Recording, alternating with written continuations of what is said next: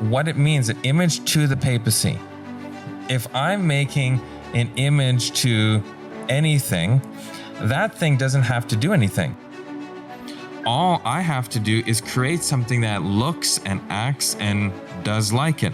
So this image of the papacy is the Protestant America going to act exactly like the papacy did during its reign of 1260 years of persecution, which is the church controlling the state, persecution, taking lands, taking personal property, killing people, which is exactly what the Bible says is going to happen. If we read Revelation 13, verse 15, it says, and he had power to give life unto the image of the beast. That means that he's going to be able to enforce this image, this likeness of the papacy, that the image of the beast should both speak and cause that as many as would not worship the image of the beast should be killed.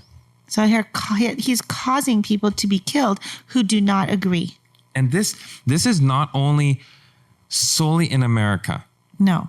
Because earlier on, we see that it's going to force the entire world to make this image. Right. So it'll start nationally with like Christian nationalism, and then it's going to spread, and they're going to start affecting, hey, you need to fall in line. You need to fall in line. We're the biggest, one here. Yeah. And if you don't fall in line, well. And these people are speaking like it already. And those people are also being involved in government.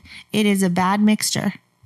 It's going a wrong direction. And, about the legislation of morality that we looked at earlier, the Ten Commandments is not just about the letter of the law. It's also about the spirit of the law. So if we were to be legislating it on a moral basis, we would have to also legislate the spirit of the law. And the government can't do that. They can't control your thoughts. They may try or think they want to, like here in Canada, for example, or during the 2020 epidemic, they were even angry at people for their thoughts, right? But that's technically not a government's ability or not within its jurisdiction. Yeah. So we have this from The Warrior's Journey, and we're just going to jump down to the bottom here. They compartmentalize believing that one's faith should not mingle with politics. Neither the Bible nor our Constitution supports separation of church and state. So again, they are saying that there is nothing in the Bible or the Constitution that supports that church and state should be separate. Now, this slide, it just kind of bullet points and characterizes the rise of this Christianity in America and what we should be looking out for. So point A, unification of church and state. Okay. That's all over the place. B, legislating morality. All 10 commandments. This is what's coming down the line.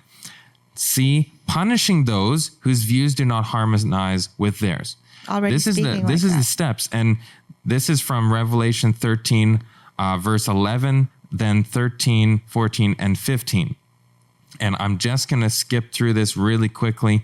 And I beheld another beast coming up out of the earth. This is America. Yes. And if you don't know that, we have studies on this. We have our study guides that are coming out. We have a study guide already that people can get on our read section under resources. It's called The Image of the Beast. We also have a set of videos that you produced. America's Prophetic Destiny. Yes.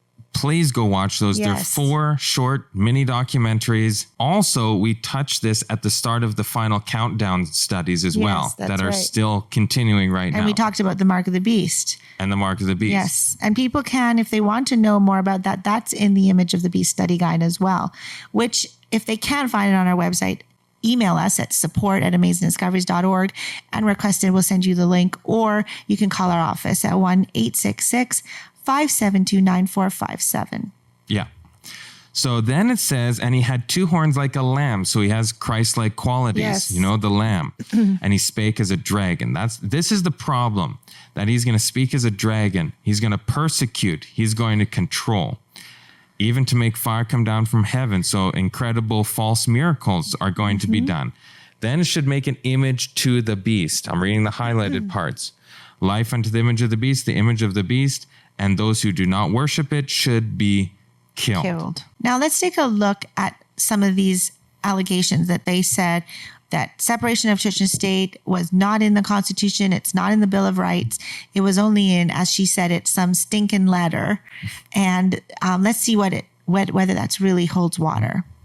So this is the letter from Thomas Jefferson to the Baptists of Danbury. And it says, believing with you that religion is a matter which lies solely between man and his God, that he owes account to none other for his faith or his worship, that the legitimate powers of government reach actions only and not opinions, I contemplate with sovereign reverence that act of the whole American people, which declared that their legislature should make no law respecting an establishment of religion or prohibiting the free exercise thereof, thus building a wall of separation between church and state. So the First Amendment, that was what he was quoting, was in 1791. This letter is written in 1802. So he is now explaining what that First Amendment was designed to do. And yeah, the phrase, the specific phrase, separation between church and state isn't there. But I mean, you have to be, not really reading in order to not understand that that's exactly what that is trying to say. Right. And that's what he's explaining here, that First Amendment was designed to do that. And also that the government can't control your opinions, your beliefs, in other words. Yeah. So 30 years later, Thomas Jefferson wrote Notes on the State of Virginia, where he says some more things. Now, he's a deist. He wasn't actually a Christian, but he still advocated the concept of liberty of conscience. The rights of conscience we could not submit. We are answerable for them to our God. The legitimate powers of government extend to such acts only as are injurious to others. So again, it can only legislate civil, not moral. In the next slide, you have reason and free inquiry are the only effectual agents against error. They are the natural enemies of error and of error only. In other words, you have the ability to have the freedom of thought, the freedom of speech, the freedom of press in order to have any kind of freedom. And that is how you can suppress error, is when you can have that freedom. Yeah, this is a big thing, because as soon as you start enforcing, now this is totalitarian. Now this is, there is one person controlling the minds of a lot of people, right? Their actions, their minds, everything. And that's not what the Bill of Rights or any of this was supposed to be about.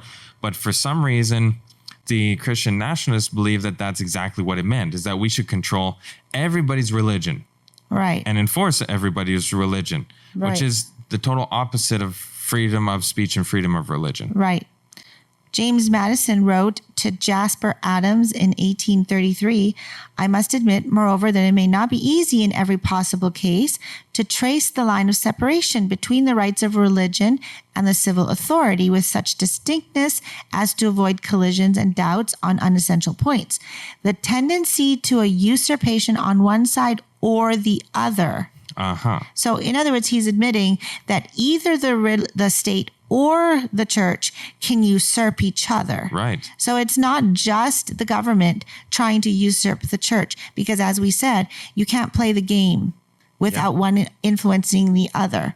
And if you don't want to play the game at all, you can't. Right. So now we have the Catholic view of separation of church and state. And this is fascinating because, remember, Catholicism is really an empire itself. And when you're a Catholic, you have your allegiance is to the Catholic state. Right. The papacy. As a Catholic, you're a member of that Catholic state.